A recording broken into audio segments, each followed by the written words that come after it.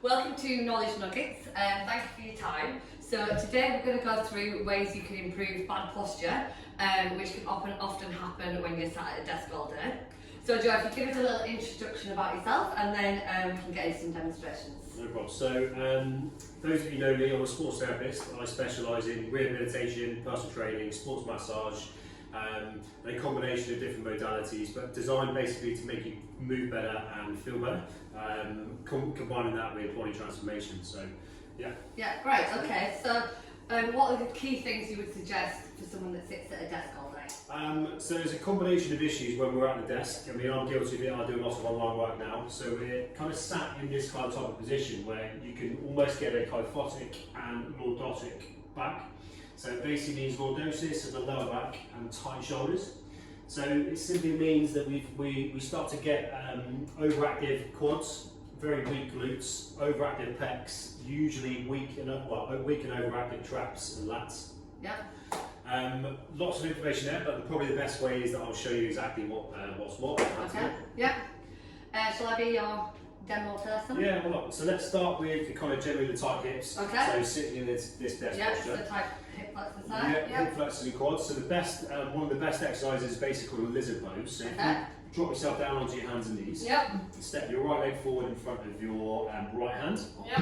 And all you're going to try and do is drop your hip down towards the floor and try and slide this left leg back as far as you can go. Yep. Perfect. And literally just sit into the stretch. So each of the stretches, yep, I recommend to hold between 1 minute to 2 minutes. Okay, and when should I be feeling this?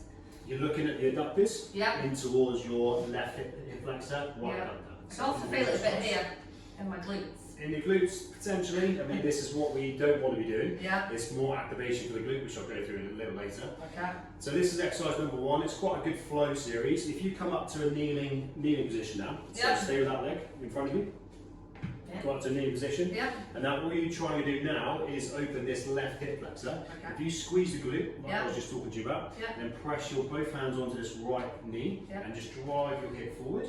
This will now start to loosen up your left hip flexor. So again, looking at kind of the anterior tilt of hips. So in a seated position, we generally have the hip folded forward, so this will just help open those up. Yeah, I can feel that. Yeah, feel that. And the last one, we'll go with 3 nice and easy ones. Okay. Probably a nice quad stretch. So if you sit down onto your bum, bring your left leg in front of the right. So one leg, left leg forward. So the right leg now is going to come behind you. That's it. Yeah. All I want you to do is slowly drop down onto your elbows. So behind you. So come back. So like so. Down onto your elbow. That's it. So ideally speaking, this knee needs to come in a little bit closer. So, yeah, perfect. So you can do this in 2 phases. Obviously, if you can get down to your elbows, that's great. If you go flat, that's great. But don't worry, you can also start. So just come back up. If you just start on your hands, like that, and keep your knee internally. A bit closer, Perfect. That is going to be a big enough stretch for this rec fem and the quad. Okay. So then you can slowly start to drop down to your elbows, and then drop down fully flat. I'm going to be here all day now. Perfect. Yeah. Yeah, cool. Okay. So they're probably that's quite the best. intense. Quite intense. That's an intense stretch. Yeah. So that's probably the best 3 for the kind of seated position. Okay. I'll then recommend 1 activation exercise of your glutes. Yeah. So good old hip extensions, probably the best one, but what we want to try and train is mind-muscle connection. Okay. So if you lie back down on the floor. On my back? On your back, yeah. So your feet are, or your knees at 90 degrees and heels big against the floor. Yeah. So what I generally do is drop your elbows into the floor, clench your fists. You are then going to drive your hips up towards the ceiling and you're going to hold for 5 seconds. Yeah. So nice and slowly, 5, 4, 3, 2, 1. You're then going to slowly tilt and try and press the bottom of your hip down towards the floor. And then you're going to tap the floor, come straight back up again and hold for another 5 seconds. So it's this mind-muscle connection, which you're going to feel the glutes. Working, yeah. Feel them working. And then come back down again. So I'd recommend for the activation purposes, go between 10 and 15 reps, making sure you have a 5-second contraction, isometric contraction. Really feel the glutes then, yeah. Exactly. So if you think about that seated position again, these become weak, this becomes tight. We're just basically flipping that on the reverse. Yeah, sounds good. That's it. The next, and what I also said was the kyphotic shoulder.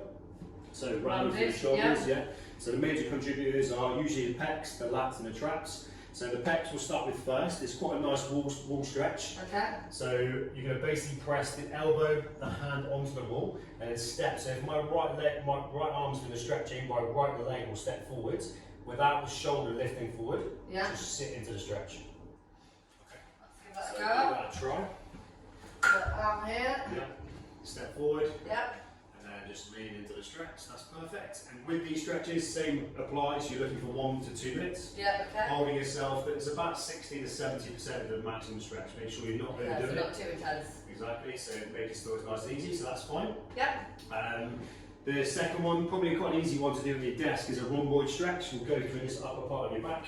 Okay. So in a kind of more of a seated position, I'll tell you what, we'll forget that. We'll go into a thread the needle position, so on all fours, so you can do it. Yeah. So here. Yeah, so you're just going to drop your left arm underneath the right. Yeah. And try and drop, that's it. Twist the hand down towards the floor. So it's Yeah, that way. down. Yeah. And then allow the shoulder to drop down in towards that position. Perfect. Okay. So some of you may not even be able to get down to the floor, which is absolutely fine. Just make sure you're hovering and it's nice and straight arms. But if you can, you can get that full rotation and relax down. There is a variation where you can progress this if that is feeling quite easy. Yeah. So if you just lie flat and do the same with the left side. So left arm's going to come underneath your right arm, right side. So left arm goes like that. That's it. And you're basically looking at rotating down your body. That's it. Okay, and make sure your palm faces the floor. Oh. That's it. Doesn't really want to do that, but yeah. It's harder, I know, so it's opening up into this upper part of the rhomboid here. Yeah. So again, really good. So kyphotic shoulders is basically the tightness surrounding here. So what we're trying to do is open and mobilise this T-spine, which is this, and really good stretch for that area. Okay, that's great. And then as you're on the floor, probably the best one for your lats is a child pose. Okay, so if you go into a kneeling position, stick your bum back, arms out nice and straight. Knees wide, or we just go So very just like a neutral position. right here. So there, arms out nice and straight. And then if you focus on a unilateral position, so both arms leaning over to your left side, Yeah. and allow your head to drop, this will now stretch into your right side of your lat. Yeah, you feel that? Yeah, and then you do the same, hold it for 1 to 2 minutes, Yeah. and then we'll do the same on the right side as well. So you hit the pecs, you hit the lats, you hit the rhomboids, 3 good release work for obviously the tightness coming from your shoulders and your neck. And probably the best activation exercise that I get a lot of clients to do is a prone cobra. So you lie flat down on the floor. Oh yeah, I think I've had this for homework before.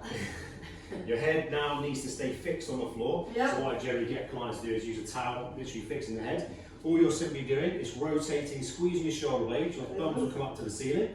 I want you to do a 5-second engagement of your lower trap, or kind of squeezing your shoulder blades, probably the best way to do it. And then 5 seconds, you're going to slowly release, twist the hands down, back down to the floor again. Do the same again, come back up, holding for 5, 4, 3, 2, 1, and then back down again. Perfect. And again, exactly the same as what we did with the hip extensions, 5-second isometric, looking between 10 and 15 reps. A couple of sets would be great, so make sure you have about 45 to a minute recovery in between each set. Yeah, like this. And that'll be a prime, good activation for setting your shoulders back into the right position. Okay, great. So how would we put this all together? So we've got the stretches and then we've got the activation with some of the glute bridges. So if somebody needed to know like how would I put this all together, when would I do this in the day? To summarise, what would you say? In terms of when to do it in the day, any time you can is probably best. There's no particular set time. If you find you're better in the morning, do it in the morning first thing. If you're getting very tight, you're at calls all day for your desk, try and do it at your lunch break, whatever you may do. Always do your stretches first, followed by your activations. Even better is to try and do a bit of foam rolling. Yeah, I love foam rolling. I love so much. So try the foam rolling first, but that's another video. We only have so much time. Okay, great. I think that's going to be helpful for everybody watching because even though I stand up most of the day, I still find myself